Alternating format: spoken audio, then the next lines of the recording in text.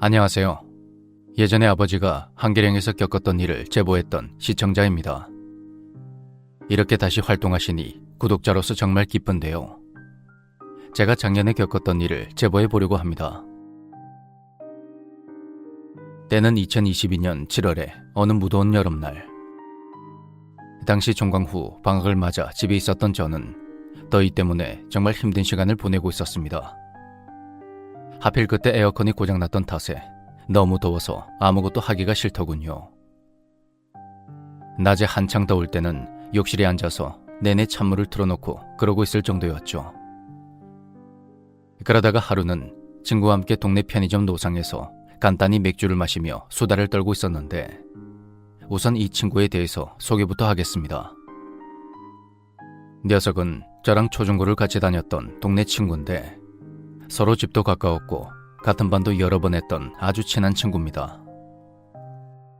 우리는 자동차에 정말 관심이 많았는데, 차에 대한 친구의 열정은 저와는 비교가 안 될 정도라 전 녀석을 슈마어라고 부르곤 했습니다. 전 고등학교를 졸업한 뒤 대학에 갔지만 슈마허는 일찍 사회생활을 시작했고 스스로 번 돈으로 차를 사고 싶다며 힘든 일도 마다하지 않았습니다.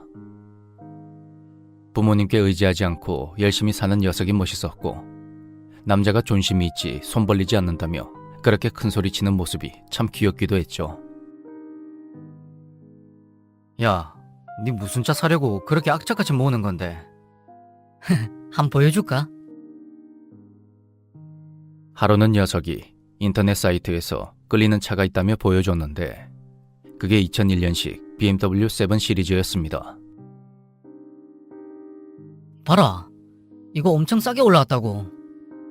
야, 아무리 그래도 너무 유물이잖아. 차라리 신형을 사라. 아니야, 이게 딱 마음에 들어. 완전 끌린다. 이건 뭐 미끼 매물 그런 거 아니야? 아니면 사고 이력이 많거나. 이 형님이 또 다 알아봤다고. 년식이 오래된 거 치고는 꽤 괜찮아. 나 열심히 산다고 하늘에서 내려준 선물이다 이게. 아, 그래도 이건 좀 아닌 것 같은데. 네가 뭘 알아 임마. 기다려봐. 몇 달만 더 모으면 이 형님이 현금으로 딱 뽑아올 테니까.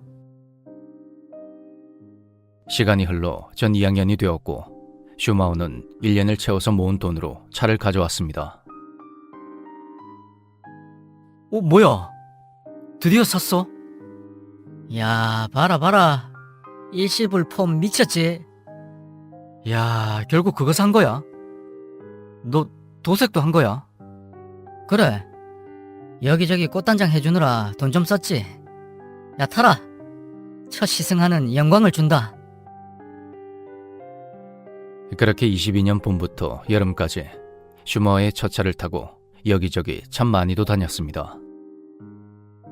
차가 오래되어서 그런 건지 아니면 기분 탓인지 몰라도 탈 때마다 왠지 모르게 불편한 느낌이 들었는데, 슈마허는 시트가 고급이라 그렇다, 에어컨이 아직도 빵빵해서 그렇다며 제 말은 신경도 쓰지 않았죠. 자, 서론이 너무 길었는데요. 아무튼 그날도 친구랑 편의점 노상에 앉아 이런저런 이야기를 하며 길길거리고 있었는데, 녀석이 갑자기 진지한 얼굴로 이러는 겁니다. 야, 나 무서워. 갑자기 뭔 소리야? 뭐가 무서운데? 너 귀신 같은 거 믿냐? 갑자기? 없다고 볼 순 없지 않겠냐? 뭔가 있긴 있을 것 같은데. 그래. 아이, 뜬금없이 뭔 소린데. 귀신이라도 봤나? 요즘 차 몰고 다니다 보면 가끔 소름 돋을 때가 있어. 고속도로 타서 속도 제한 맞춰서 달리다가 도로가 뻥 뚫렸을 때 좀 밟으려고 속도를 내잖아. 근데 속도가 안 줄여져. 어? 차에 문제 있는 거 아니야? 여태 괜찮았잖아. 나도 그런 줄 알았는데 그건 아닌 것 같아. 야, 아니긴 뭐가 아니야. 그니까 내가 신형 사라고 했잖아. 그게 아니고 내 몸이 안 움직여진다고. 머리로는 브레이크 밟으려고 하는데 발이 엑셀에서 안 떨어진다고. 핸들을 꽉 잡고 있어도 자꾸 손에 힘이 빠지고 핸들이 지 맘대로 돌아가는 게 난 눈만 뜨고 있지 아무것도 못하겠는 느낌이야. 뭔 소리야 그게? 그럼 네가 뭐 귀신이라도 씌었다는 거야? 그게 말이야 빵구야? 나도 진짜 답답하다니까. 어째 불안하더라니. 야, 그거 타지 말고 당장 처분해라. 안 타면 되는 걸 넌 왜 사서 걱정을 하고 있냐? 그게 나도 안 타려고 버텼는데 그러고 있으면 이상하게 하루 종일 차 생각만 난다고. 차 안 타면 이상하게 찝찝하고 꼭 뭔 일이라도 날 것 같다고. 저거 고치고 튜닝한다고 얼마나 많이 썼냐? 너 솔직히 그것 때문에 그러는 거 아니야? 귀신 이런 게 다 말이 되냐? 야, 너 걱정되니까 빨리 처분해라. 야, 내가 저기 쏟아본 정성이 얼만데 어떻게 파냐? 이상하네. 점검을 한 번 더 받아볼까? 이거 부적이라도 써야 되는 거 아니야? 부적 같은 소리 하고 있네. 계속 고집 부릴 거면 당장 술이라도 맡겨 임마. 며칠 후 그날도 열대야 때문에 선풍기의 의지에 멍하니 누워있는데 슈마어에게서 전화가 왔습니다.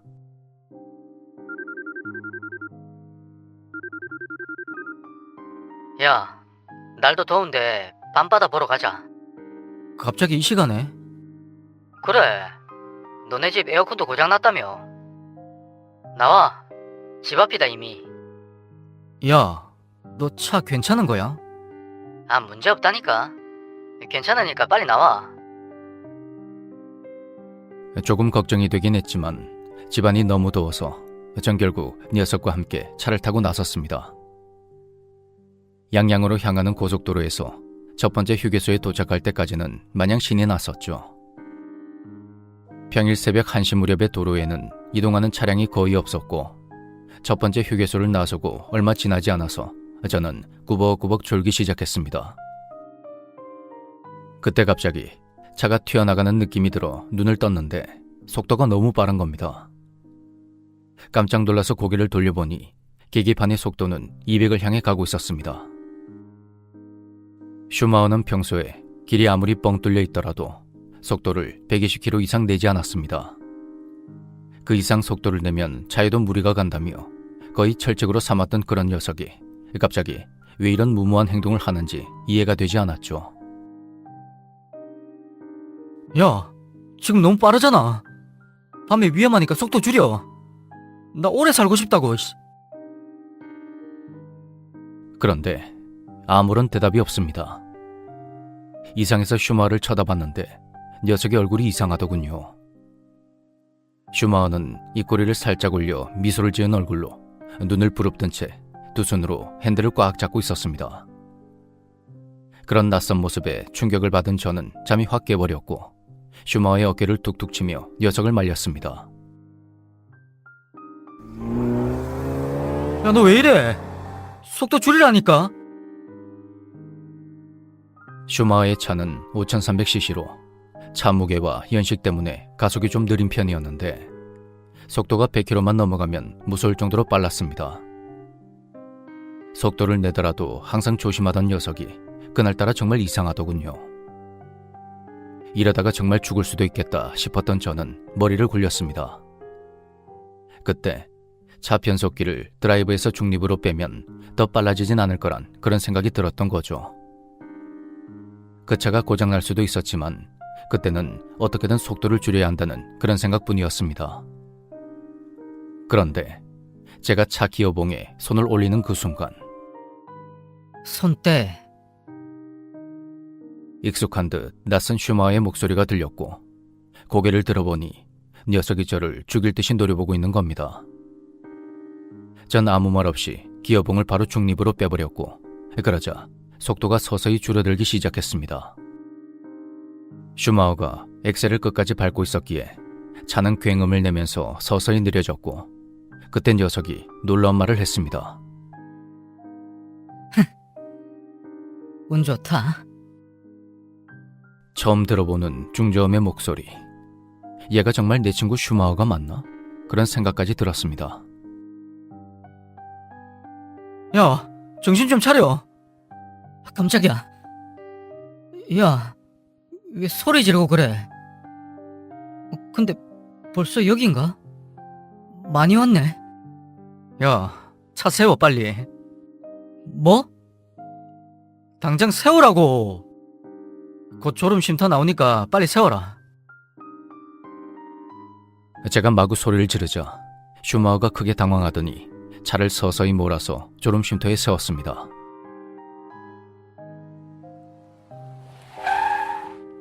야, 너 미쳤냐? 제정신이야? 아, 지금 뭐한 짓이야 이게? 이 자식이 근데 오늘 왜 이래? 멀미하냐? 아니 많이 밟지도 않았구만. 왜 난리야? 내가 계속 속도 줄이라고 했잖아. 내내 졸아놓고 뭔 소리야? 네가 언제? 꿈 꿨냐? 못 들었다고? 기억 안 난다고? 그래. 네 계속 졸았으면서 갑자기 뭔 소린데? 지금 몰카하냐? 아, 전 잠시 마음을 가라앉힌 후 슈마우에게 상황 설명을 했고 제 이야기를 들은 친구의 얼굴이 점점 굳어졌습니다. 휴게소에서 담배 피우고 나와서 운전하다가 살짝 졸려서 눈 한번 질끈 감았다 떴는데 너는 계속 화내고 있지. 벌써 많이 와 있지. 이게 대체 뭔 상황이냐? 설마 나 졸음운전한 거야? 야, 일단 진정하고 여기서 좀 쉬다가 해 뜨면 바로 나오는 출구로 빠져서 견인차 부르자. 이 상태로 가면 큰일 난다. 이거 진짜 사람 탈 차가 못 돼. 저는 슈마우를 달래며 뜬 눈으로 밤을 샌 뒤 가까운 출구로 빠졌습니다.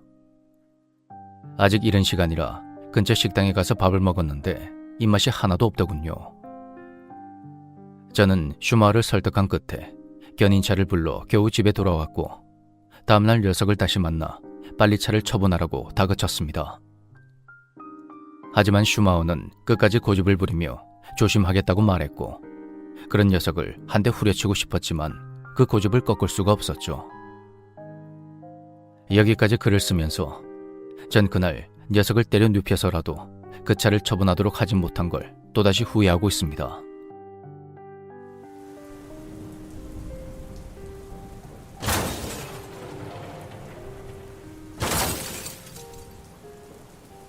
슈마우는 지금 제 곁에 없습니다.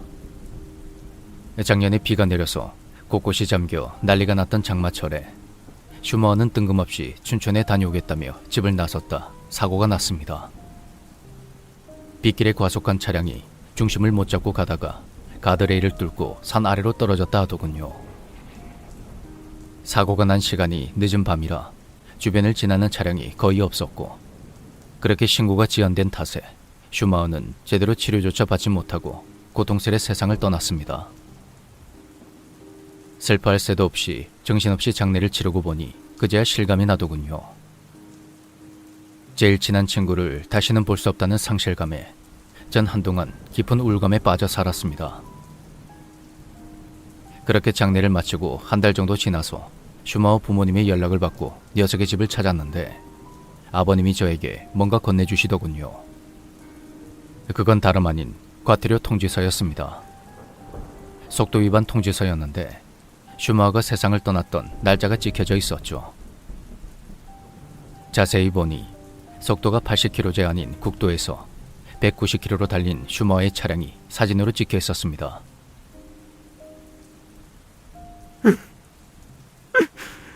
뭐가 그렇게 급해서 젊은 놈이 저 세상 뭐 그리 좋다고 차를 그렇게 몰아.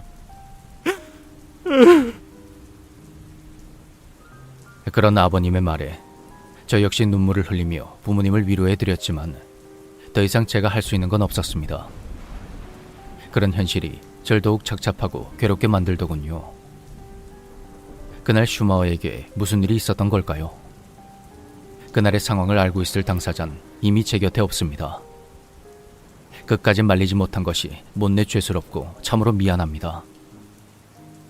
나의 가장 친한 친구였던 슈마우가 부디 하늘에서는 모든 고통을 잊고 편안하게 지냈으면 하는 그런 마음입니다.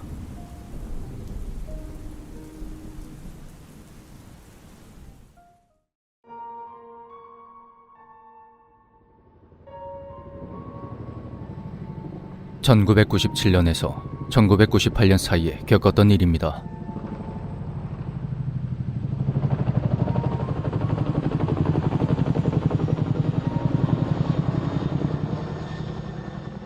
지금은 이름이 바뀌었는데 당시 제가 복무했던 부대는 블랙호크로 UH-60 헬기를 운용하던 육군 항공단이었습니다. 제가 복무할 무렵에 부대에서 헬기 추락사고가 몇 번 있었는데 그 중에 어떤 추락사고가 일어난 이후 기묘한 일을 겪게 되었죠. 당시 사건 기록이나 기사로도 보도가 된 걸로 알고 있는데요.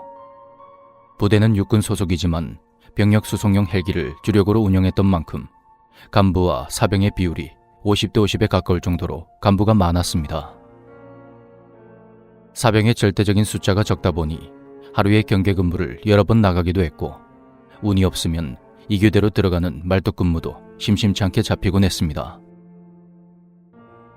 상황실에 근무했던 저는 평소에는 경계 근무를 서지 않았지만 대규모 작전 등으로 부대의 인력이 모자라면 빈자리를 채우기 위해 초소 경계 근무에 끌려가곤 했죠. 그러던 어느 날 대규모로 진행된 야간 헬기 작전에서 부대 소속 헬기 한 대가 추락하는 사고가 일어났습니다.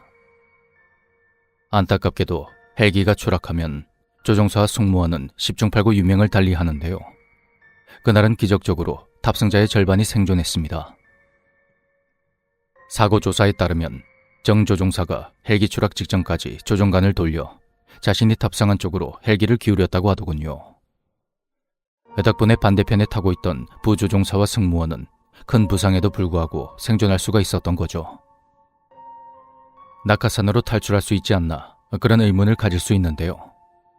야간에 조공전술 비행 도중 고압선에 걸리게 되면 낙하산을 펼 시간조차 없이 추락하게 됩니다. 그래서 작전 개시 전 고압선의 배치와 송전탑 위치를 필수로 숙지해야 하죠. 사고 직후 현장을 수습하기 위해 나선 선발대가 현장에서 각종 무장과 조종사 및 승무원의 유품 몇 가지를 회수해 왔습니다. 물건을 정리하던 도중에 우연히 순직한 정 조종사가 착용한 헬멧에 손을 대게 되었는데 마치 이 세상의 것이 아닌 것 같은 서늘한 냉기가 느껴지는 겁니다. 사고가 야간에 발생했던 탓에 그러려니 하고 넘겼고 추가 사고 처리 및 작전 지원 등으로 인력이 모자랐기에 저는 야간 경계 근무에 투입되었습니다. 얼마나 지났을까? 근무 도중에 무언가 희끄무리한 사람 형체가 초소 근처에서 얼쩡거리는 게 보였습니다. 수화를 통해 정체를 밝힐 걸 요구했지만 아무 대답이 없었고 저는 상황실에 보고한 뒤 지시에 따라 후임병에게 초소를 지키도록 하고 그 정체를 확인해 보기로 했습니다. 그런데 아무리 가까이 다가가도 거리가 줄어들질 않는 겁니다. 그것이 다리를 움직인다거나 그런 느낌은 없었는데 마치 제가 걷는 속도에 맞춰가며 서서히 멀어지고 있는 것 같았죠. 그렇게 약 1km 거리를 추격 아닌 추격을 하다가 연병장에 도착했는데 그 순간 의문의 사람 형체가 연병장을 쏜살같이 뛰어가더니 이내 사라져버리는 겁니다.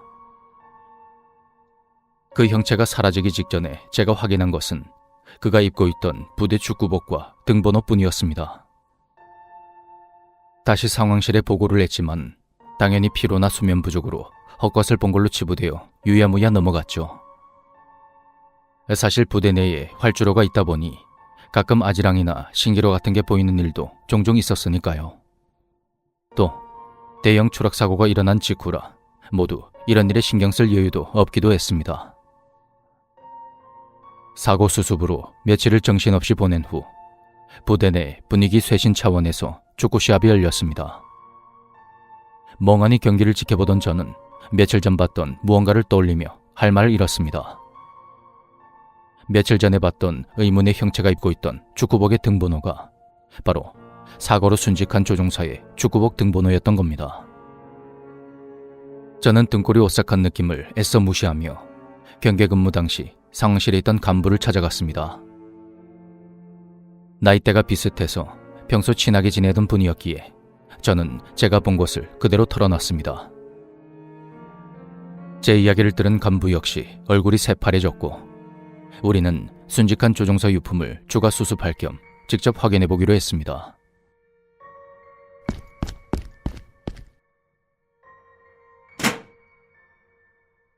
캐비닛을 열어보니 제가 본 그 등번호의 축구복이 걸려 있었는데 캐비닛 속에 있었는데도 어째서인지 그 옷만 축축하게 젖어 있었습니다. 그걸 본 저와 간부는 소리도 못 내고 축구복만 멍하니 바라볼 뿐이었죠. 보통 부대 축구복은 해당 등번호를 받은 간부가 전출을 갈 때 반납하고 전입한 간부에게 물려주곤 했는데요. 그 옷만큼은 나이 많은 주임의 원사님이 따로 가지고 나가서 조용히 처리했다고 합니다. 제가 그날 밤 보았던 사람 형체는 뭐였을까요? 이야기와 상관없이 숭고한 희생으로 순직한 조종사님의 명복을 빕니다.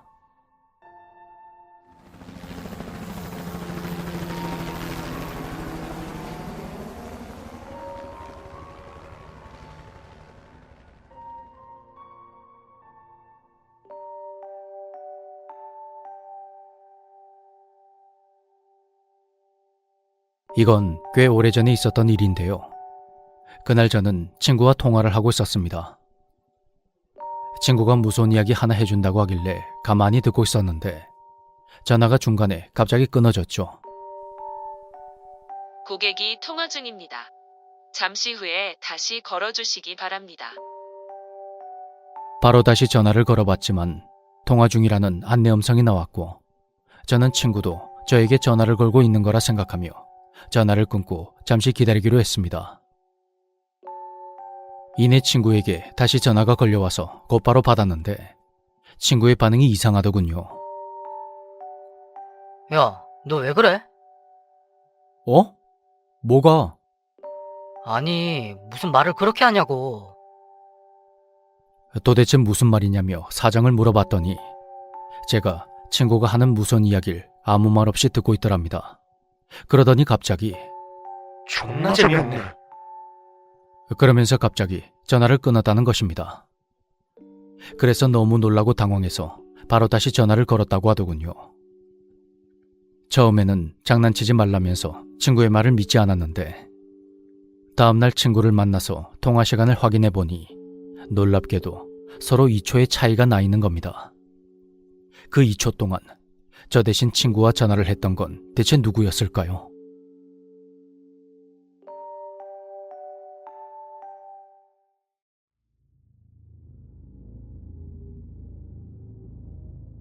안녕하세요. 저는 30평생을 살면서 귀신이나 미신 등 소위 비과학적인 현상은 전혀 믿지 않지만 무서운 이야기를 참으로 좋아하는 평범한 남자입니다. 더 정확히 말하자면 귀신의 존재를 분명히 믿지 않았습니다. 바로 그 일을 겪기 전까진 말이죠. 저에게는 같은 고등학교를 졸업한 1살 터울의 친한 누나가 있는데 누나는 어릴 때부터 귀신을 자주 보고 가위에 자주 눌린다고 하더군요. 누나, 네 귀신 보인다 했지? 진짜가? 그럼 내가 거짓말 치나? 어떤 식으로 보이는데? 진짜로 하얀 소복 입고 머리 시커멓게 해가지고 풀고 있나? 그건 아니고 뭐 학교나 시장, 버스같이 보통 사람들이 사는 곳에 다 있지. 사람이랑 비슷하게 생겼는데 보면 딱 감이 온다. 아, 저거는 귀신이구나 하고. 그런 누나의 말이 꽤나 흥미롭게 들리긴 했지만 귀신의 존재를 믿지 않았던 저에게는 단순히 재미있는 이야기일 뿐이었죠. 때는 날씨가 막 쌀쌀해지기 시작했던 2011년 늦가을의 어느 날 컴퓨터 게임을 하며 시간을 보내고 있는데 친구 녀석에게서 전화가 걸려왔습니다.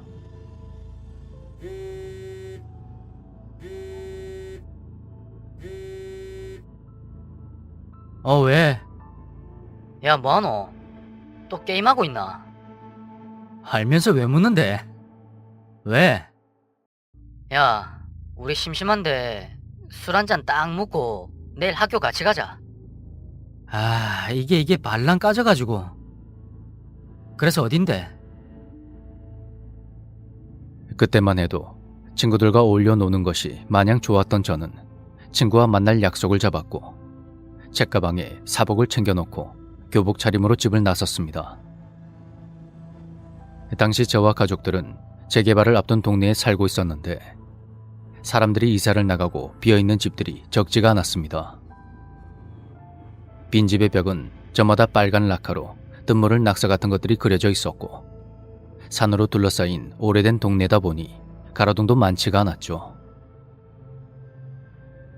어우, 추워라. 오늘따라 되게 어둡네.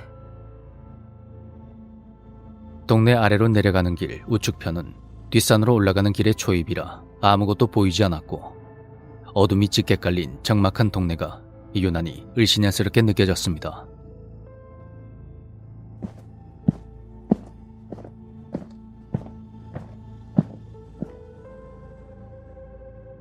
한 걸음, 두 걸음, 터벅터벅 길을 내려가고 있는데 왼쪽 골목에서 갑자기 여자 두 명이 서로 간격을 두고 넓은 내리막길로 뛰어나오더니 순식간에 아래쪽의 다른 골목 쪽으로 뛰어들어가는 겁니다.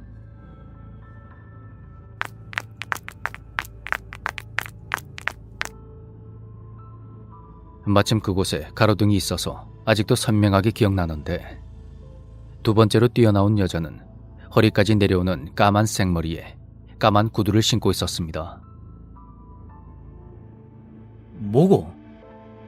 뭐가 급해서 구두 신고 저리 뛰다니노? 여기서 넘어지면 답도 없을 건데. 그렇게 속으로 혼잣말을 하면서 발길을 재촉했던 저는 여자 두 명이 황급히 뛰어들어간 골목 입구 쪽을 지나치며 그 안을 슬쩍 들여다봤습니다. 동네 근방에선 처음 보는 얼굴이라 궁금했거든요. 하지만 골목 안쪽은 너무 어두워서 아무것도 보이지가 않았고 전 고개를 갸웃거리며 다시 걷기 시작했습니다. 그리고 막 두 걸음을 뗀 순간 머릿속이 하얘지면서 온몸에 소름이 돋았습니다. 사람 두 명이 뛰어가는 걸 분명히 봤는데 아무 소리도 들리지 않았던 겁니다. 귓가에 들려오는 건 바람소리와 제 발소리뿐. 겨우 몸을 움직인 저는 온 힘을 다해서 길 아래쪽으로 뛰어내려갔고 친구에게 전화를 걸어 괜히 욕을 하며 소리를 질렀습니다. 드디어 밝은 빛들이 모여있는 대로변의 상가를 지나쳐 지하철로 내려가는 엘리베이터 앞에 섰는데 그 지하철역은 지상에서 대합실로 가려면 엘리베이터를 타야 하는 곳이었습니다.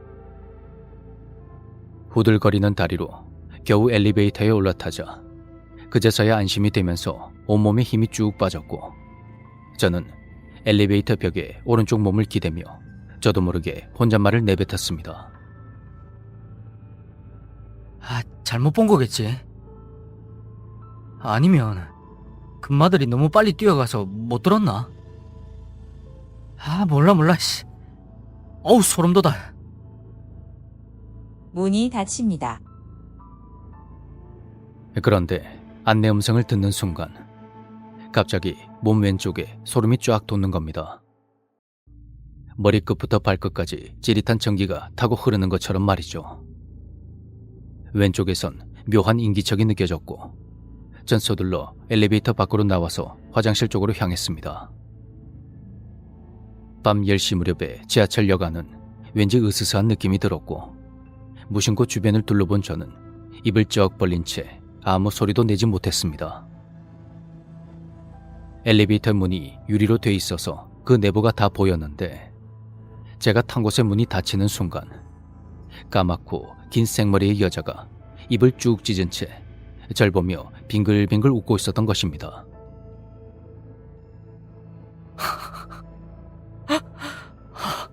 미쳤다. 저는 그대로 주저앉아 실성한 듯 계속 웃어댔고 그때 다른 엘리베이터의 문이 열리며 사람들이 나왔습니다. 저는 옷을 사복으로 갈아입는 것도 있고 무작정 밖으로 뛰쳐나왔고 그날 친구들을 만나서 내가 귀신을 봤다고 이야기하며 술을 마셨습니다. 술 기운 덕분인지 그날 일은 그렇게 잊고 살았는데요. 올해 설 연휴 때 친구들을 만나러 문제의 그 동네를 다시 가게 되었죠. 이미 재개발이 되어 아파트들이 잔뜩 들어선 동네에는 예전의 모습이 거의 없었는데 그 지하철만은 그대로더군요. 야, 동네가 이렇게 좋아졌는데 지하철은 그때 그대로네. 잠시 옛 추억을 떠올리며 엘리베이터를 탔는데 한참 동안을 기다려도 문이 닫히지 않았습니다. 다른 엘리베이터와 달리 문 닫히는 시간이 좀 걸리는 걸로 알고 있긴 했는데 그 정도가 좀 심했습니다. 에헤이, 이것도 재개발을 했어야지. 오래돼서 고장났나? 아, 왜 이래? 닫힌 버튼을 연속으로 계속 누르자 문은 천천히 닫히기 시작했고 그때 유리문 밖으로 긴 머리를 한 여자의 뒷모습이 보였습니다. 이상하다. 저 사람 왜 이렇게 낯이 익지? 분명히 어디서 봤는데. 문이 스르륵하고 완전히 닫히기 직전에 몸의 왼쪽 머리끝에서 발끝까지 소름이 돋아났고 그제야 12년 전의 일을 떠올린 저는 망치로 머리를 한 대 맞은 것 같은 큰 충격을 받았습니다. 사실 그 여자를 다시 본 것 외에는 별다른 일은 없었는데 참 이상하죠. 토요일을 지나 일요일, 월요일, 화요일 보입니다. 아니 느껴져요. 발소리 없는 그 여자가 제 뒤에 있는 게 말입니다. 뒤를 획 돌아보면 아무도 없는데 몸을 다시 앞으로 돌리면 어느새 다시 인기척이 느껴집니다.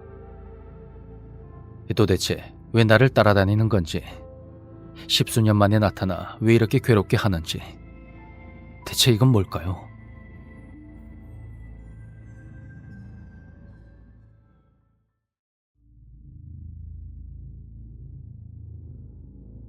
때는 올해 초 설 연휴를 보낸 이후였습니다.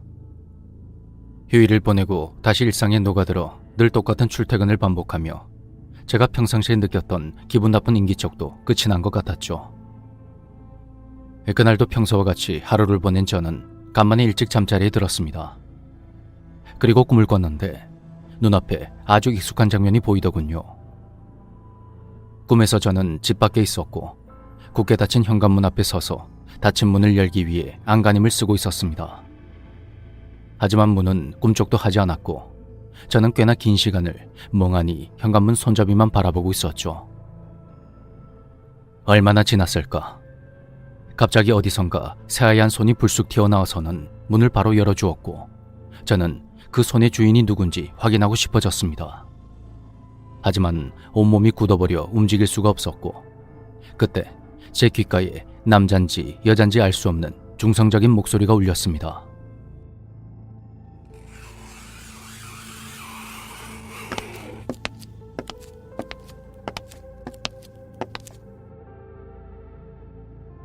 그런데 제가 그 소름 끼치는 소리를 듣고도 아무렇지 않게 집 안으로 들어가는 겁니다. 그 순간 꿈에서 깨어난 저는 피로가 쌓여서 악몽을 꾼 거라 생각하며 그 일을 그냥 넘겨버렸습니다. 다음 날 평소대로 일을 마치고 집에 돌아온 저는 맥주 한 캔을 마시고 잠자리에 들었습니다.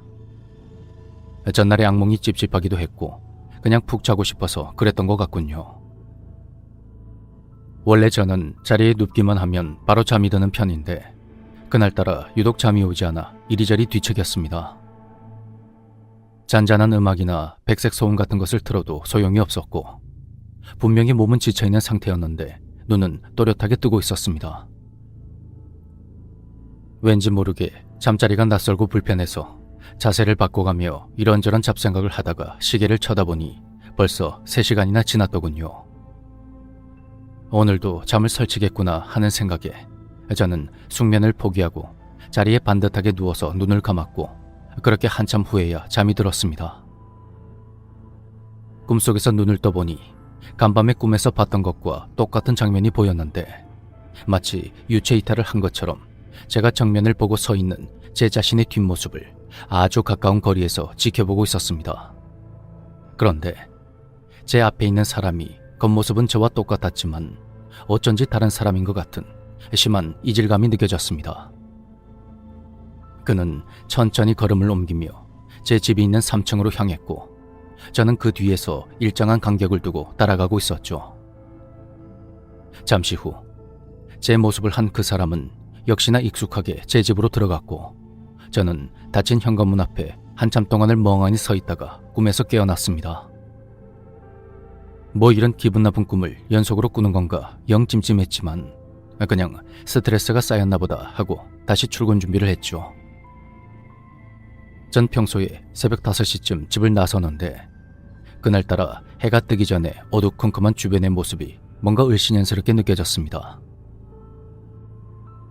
시간이 흘러 일을 마친 후 곧장 집으로 향한 저는 집에 거의 다 와갈 무렵에 어떤 소리를 듣고 깜짝 놀라서 뒤를 돌아봤습니다.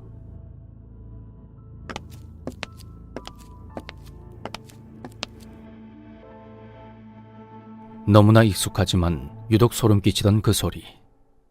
하지만 제 뒤에는 아무도 없었고 잘못 들었나 하고 다시 걸음을 옮기자 뒤에서 또다시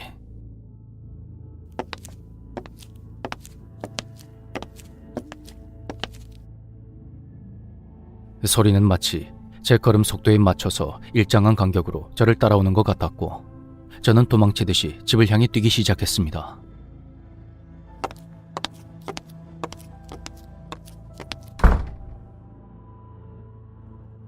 숨을 헐떡이며 겨우 집으로 들어와 서둘러 문을 닫고 집안을 쓱 둘러봤는데 기분 탓인지 뭔지 집안 분위기가 묘하게 서늘한 느낌이 들더군요.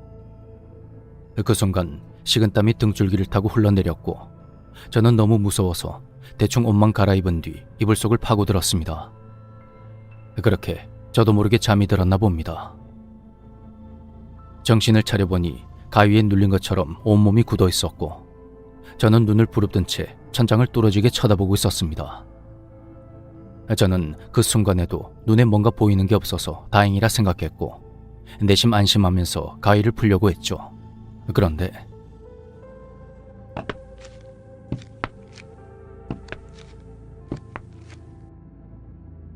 저 멀리서 들리는 그 소리에 가슴이 철렁 내려앉았습니다. 소리는 현관문 밖에서 들리는 것 같았는데 집 앞을 천천히 왔다 갔다 하는 듯 했죠. 그러다가 이내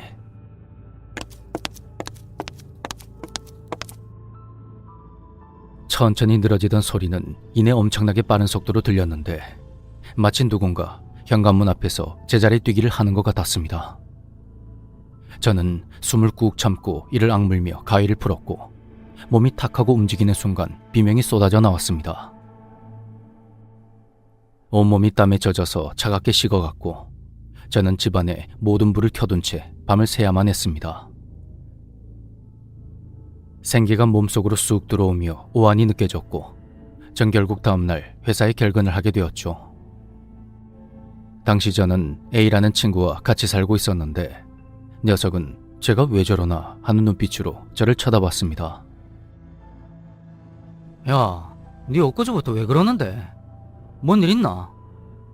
야, 네 어제 잘 때 내 소리 지르는 거 못 들었나? 어? 그랬나? 아무 소리 못 들었는데. 못 들었다고? 어떻게 그걸 못 듣는데? 진짜 못 들었는데. 간만에 푹 잤지 나는. 왜? 악몽이라도 꿨나? 그게... 아니다. 괜히 A가 원망스러웠고 제가 겪은 일을 모두 털어놓고 싶었지만 어차피 믿지 않을 것 같았기에 아무 말도 하지 못했습니다. 야, 네 설날에 너무 푹 쉰 거 아이가? 네 몸이 본능적으로 출근을 거부하는 거 그런 거 아이가? 아니거든. 그냥 좀 피곤해서 그렇다. 마, 그게 다 너무 쉬워서 그런 거라니까. 아무튼 내 오늘 퇴근하고 바로 부산 갔다가 일요일 저녁에 올 테니까 조용하게 혼자 푹 쉬라. 알았다. 제 기억으로 그날이 금요일이었는데 A는 그날 퇴근 후에 집에 들르지 않고 바로 부산에 다녀오겠다고 했습니다. 그렇게 친구가 출근한 뒤 저는 집안에 있는 모든 조명을 다 켜두었고 이불 속에 파묻혀서 방 안을 가만히 바라보았습니다. 머릿속은 멍하고 봄인데도 어디선가 한겨울의 냉기가 느껴지는 것 같았죠. 저는 하루 종일 배고픔도 잊은 채 눈을 감았다 떴다 하면서 그렇게 시간을 보내다가 저녁이 다 되어서야 화장실에 가기 위해 방문을 열었습니다. 창밖으로 보이는 풍경 저 끝에 벌써 노을이 지고 있었고 저는 어두운 거실을 지나 화장실에서 볼일을 보고 나왔습니다. 거실은 불이 켜져 있어 환했고 문득 어떤 생각 하나가 떠올랐죠. 방에서 나왔을 때는 분명히 어두웠는데 화장실에 가기 전에 내가 불을 켰나? 어? 오늘 아침에 A 나가고 나서 불을 다 켜놨었는데.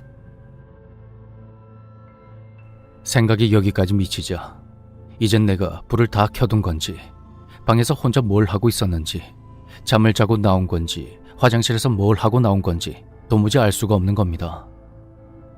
그 순간 등 뒤가 서늘한 느낌에 저는 본능적으로 몸을 움직여 방 쪽으로 향했고 방문을 막 닫으려는 순간 거실 불이 탁 꺼지는 소리가 들렸습니다. 고요한 집안에 조명이 꺼지는 소리가 크고 선명하게 울렸고 다리가 떨려서 차마 뒤를 돌아볼 수가 없었습니다. 그리고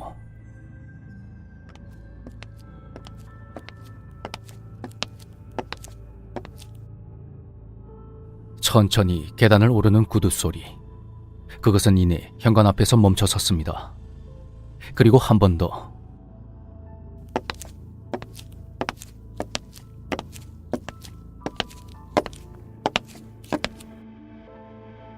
그와 동시에 현관 신발장 쪽에 있는 센서등과 거실 조명이 켜졌고 저는 온몸을 부들부들 떨면서 한쪽 팔로 벽을 짚으며 숨을 골랐습니다. 설마 들어온 거야? 안으로 들어온 거야? 아니지. 미치지 않고서야 말이 안 되지. 이게 말이 돼? 미쳤어. 내가 미친 거야 그냥. 그런 생각을 하는 찰나에 현관 센서등과 거실 조명이 꺼지면서 집안은 깊은 어둠에 잠기기 직전이 되었고 심장이 요동을 치면서 몸이 제멋대로 움직이기 시작했습니다. 진정해라. 진정해라고. 이건 꿈이야. 그렇게 겨우 숨을 내쉬며 몸을 거실 쪽으로 돌리는 순간 그와 동시에 현관 센서등이 켜졌고 저는 순간적으로 방문을 세게 닫은 뒤 문을 잠그었고 온 힘을 다해 두 손으로 문 손잡이를 꼭 붙잡고 있었습니다. 저는 주머니에 있던 휴대폰을 꺼내서 근처에 사는 친구 B에게 전화를 걸었습니다. 신호 대기음이 그렇게 길게 느껴진 건 그때가 처음이었죠.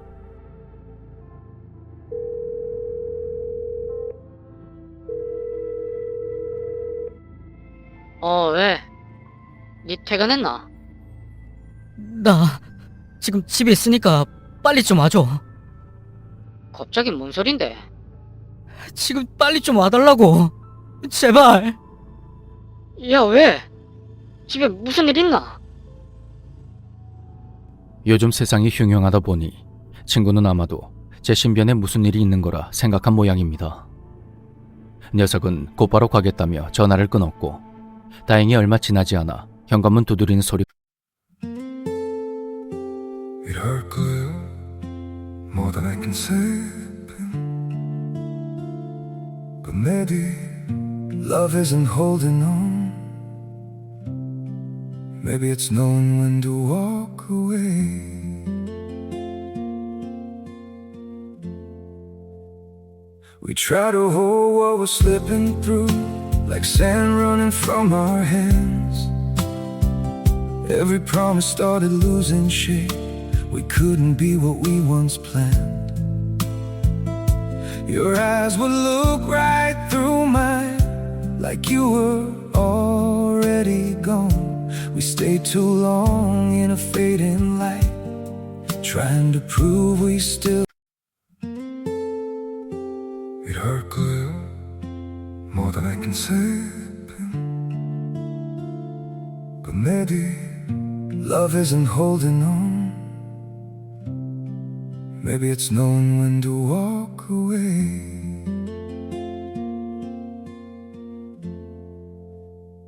We try to hold what we're slipping through, like sand running from our hands.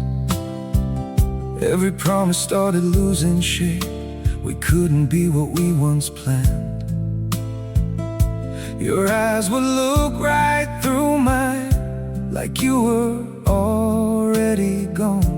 We stayed too long in a fading light, trying to prove we still. It hurt good, more than I can say. But maybe love isn't holding on. Maybe it's knowing when to walk away.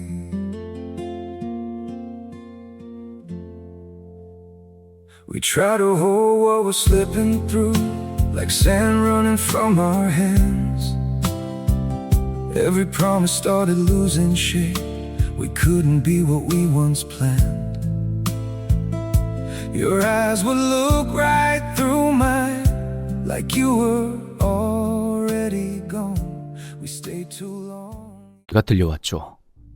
하지만 전 도저히 방문을 열 자신이 없어서 비에게 현관 비밀번호를 메시지로 보냈고, 그러자 이내 현관문 도어락 소리가 들렸습니다.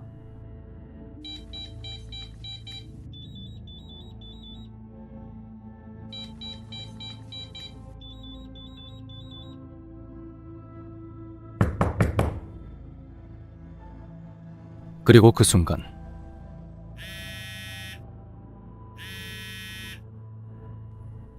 여보세요? 야, 내 지금 거의 다 왔다. 네 집안에 있나?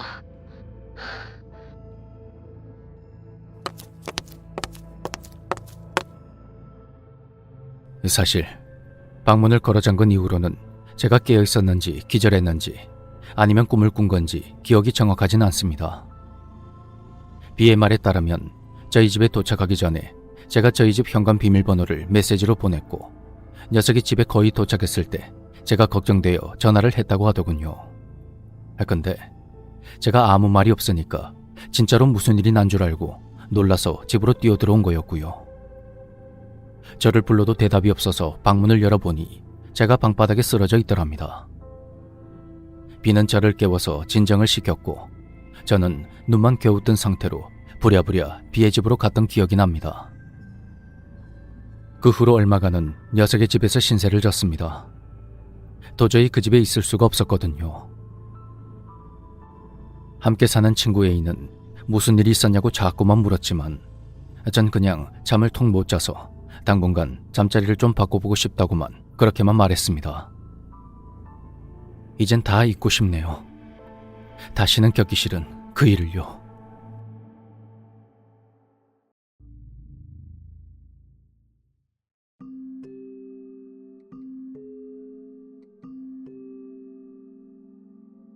이건 내가 고등학교를 다닐 때의 일이야. 당시 엄마와 나는 서울에서 남양주로 이사를 갔는데, 이사하고 얼마 지나지 않아서 엄마가 꿈자리가 안 좋다는 말을 하셨어. 나는 이사하느라 피곤해서 그런가 보다 했지. 하지만 그 집에 이사 간 후로 엄마는 가끔 외박을 했고, 또 집에 오기 전에 나한테 전화를 걸어서 내가 집에 있는지 꼭 확인하고 들어오는 일이 많았어. 엄마가 별다른 말은 안 했지만 사실 이사 오기 전에 이 집을 둘러봤을 때도 이상하게 집에 정이 안 간다는 말을 했었거든. 그때 난 서울로 통학하면서 아르바이트까지 했던 터라 평일에는 거의 밤 11시쯤에 집에 도착했어. 난 피곤해서 바로 잠들기 바빴고 엄마 말은 대수롭지 않게 여겼지. 하지만 날이 갈수록 엄마는 집에 잘 들어오지 않았고 엄마의 친구 집이나 친척 집에 가서 잠을 자는 거야. 서울로 통학하는 나와 달리 엄마는 직장이 이사간 집에서 가까웠거든. 난 그런 엄마가 이해되지 않았고 하루는 참다 못해 엄마랑 전화로 말다툼을 하고 말았어. 그리고 그날 엄마가 왜 집에 잘 안 들어오는지 그 이유를 듣게 되었지. 일단 당시 내가 살던 집의 구조를 먼저 설명할게. 그 집은 현관문을 열면 바로 주방과 베란다가 보이는 구조였는데 베란다라고 하기엔 너무 좁아서 거기에 세탁기랑 수납장을 배치해뒀었어. 너무 좁아서 베란다 문이 안 닫히니까 그냥 열고 지냈었지. 안방에서도 베란다에 뭐가 있는지 대충 보일 정도로 집이 많이 좁은 편이었는데 그게 불편하진 않았어. 그렇게 엄마와 싸웠던 날, 엄마는 우리가 이사 온 지 얼마 안 돼서 꿨던 꿈 이야기를 털어놨어. 평소에 엄마는 세탁기 뚜껑 위에 큰 목욕 대야를 올려놓고 그 안에 빨랫감을 모아뒀었거든. 그날 엄마가 잠을 자는데 어디선가 자꾸 이상한 소리가 들렸다는 거야.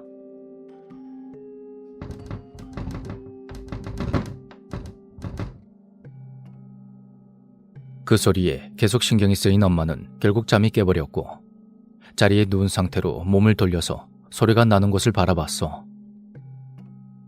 시야가 천천히 어둠에 적응되며 소리가 나는 쪽이 눈에 들어왔는데 자세히 보니 세탁기 위에 있던 대야가 달가락거리며 움직이고 있었다는 거야.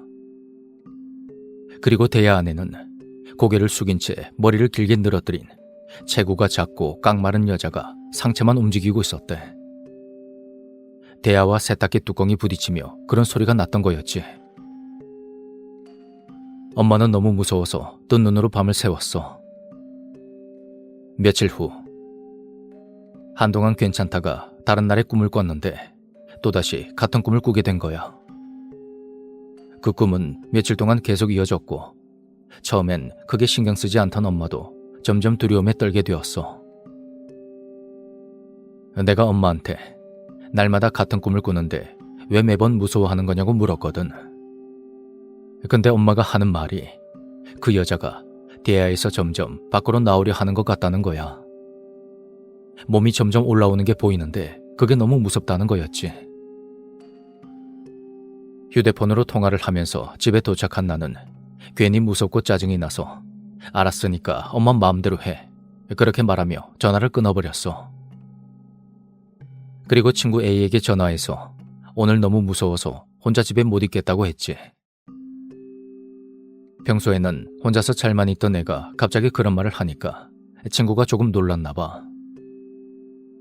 A는 마침 심심했는데 잘 됐다며 고맙게도 서울에서 택시를 타고 남양주까지 와줬어. 나는 엄마 꿈 이야기가 너무 무서워서 A에게 그 얘기는 하지 않았고 그냥 이런저런 수다를 떨다가 새벽 늦게서야 잠이 들었지. 다음 날 늦잠을 자고 일어나서 A랑 동네 카페에 갔는데 거기서 A가 놀라운 말을 했어.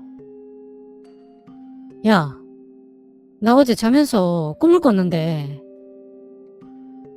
A가 말한 꿈의 내용은 엄마와 비슷한 듯 했지만 조금 달랐어. 평소에 겁이 없는 성격인 A는 꿈에서 소리가 나는 곳을 뚫어지게 응시했다고 해. 근데 그 소리가 엄마가 들었던 거랑은 좀 달랐어.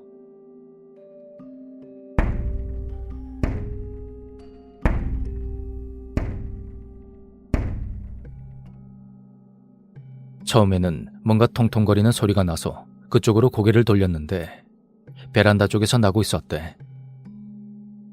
잠시 후 눈이 점점 어둠에 적응되며 뭔가가 보였는데 웬 앙상한 여자아이가 세탁기 뚜껑 위에 앉아서는 다리를 위아래로 번갈아가며 흔들고 있었다는 거야.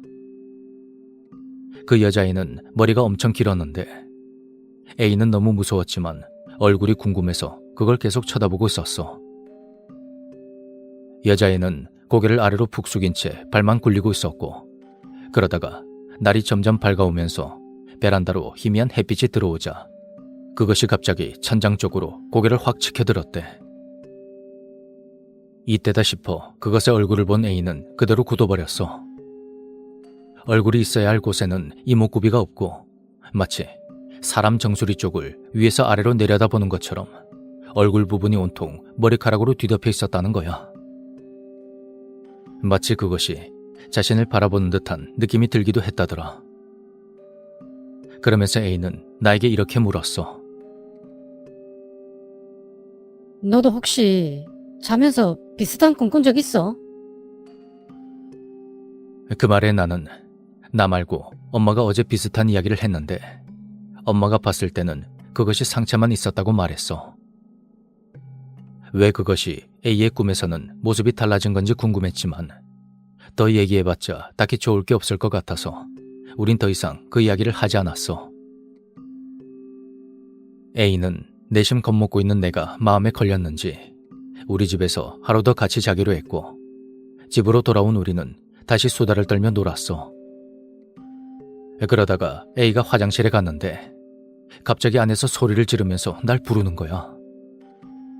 놀라서 뛰어가 보니 A가 변기에 앉은 채로 조용히 한 곳을 가리켰고 내 시선이 닿은 화장실 바닥엔 물에 젖은 운동화가 널브러져 있었어. 가만히 생각해보니 내가 어제 분명히 A랑 수다를 떨다가 운동화를 세탁하려고 세탁기 위에 있는 대야 안에 담가놨었어. 근데 그게 왜 화장실 바닥에 있는 거야? 한동안 말없이 서로의 얼굴만 쳐다보던 나와 A는 그 길로 짐을 싸서 밖으로 빠져나왔고 그날은 가까운 찜질방에서 잠을 청했어. 다음 날이 되어서야 난 엄마에게 연락을 했고 A와 있었던 일을 모두 털어놨어. 내 말을 들은 엄마는 곧바로 부동산에 집을 내놨지. 그 후로 다른 집으로 이사가기 전까지 난 그 꿈을 꾸진 않았어. 그래도 항상 엄마랑 같이 시간을 맞춰서 집으로 들어갔고 베란다 문을 닫아둔 채로 지냈지. 그 집에 혼자 있기가 너무 무서웠어. 그 여자애 대체 뭐였을까?